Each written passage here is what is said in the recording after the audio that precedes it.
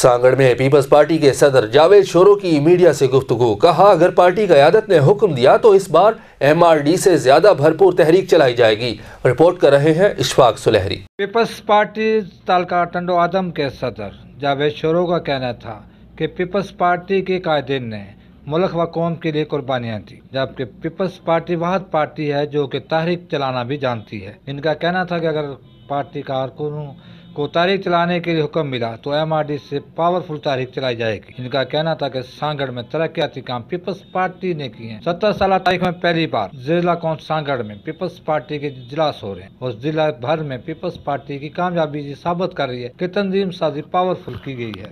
Peoples party کی کارکردگی کے حوالے سے دیکھیں جی، آپ میڈیا والے دوستوں کے توسط سے میں یہ کہوں گا، پچھلے 2 ٹینیور جو گزرے ہیں پیپلز پارٹی کے، وہ الحمدللہ بڑی خدمت کا دور گزرا ہے۔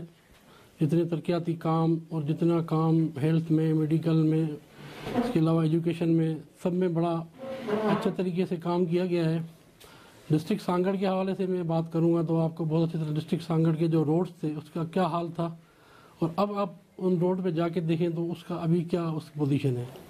تو الحمدللہ بڑے اچھے ترقیاتی کام ہوئے ہیں بہت سارے سیکٹرز میں، اور ابھی کام کرنے کا موقع ملا ہے تو انشاءاللہ کام بھی کریں گے۔ پیپلز پارٹی کے رہنما جاوید شورو کا کہنا تھا کہ پیپلز پارٹی میں تنظیم سازی ہر سطح پر مکمل ہو چکی ہے۔ ان کا کہنا تھا کہ کسی بھی تحریک کا اگر اعلان کیا گیا تو کارکن بھرپور انداز میں تحریک میں حصہ لیں گے۔ دیکھنا یہ ہے کہ آنے والے بلدیاتی الیکشن اور جنرل الیکشن میں پارٹی کی تنظیم سازی کس حد تک مکمل ہو چکی ہے، جس کا آنے والے بلدیاتی اور جنرل الیکشن میں رزلٹ سامنے آئے گا۔ کیمرہ مین عزیز احمد خان کے ساتھ سانگڑ سے اشفاق سلیحری۔ ہم لاتے ہیں ٹاپ نیوز، آپ کے فیورٹ ٹاک شوز اور انلمیٹڈ انٹرٹینمنٹ صرف YouTube پر۔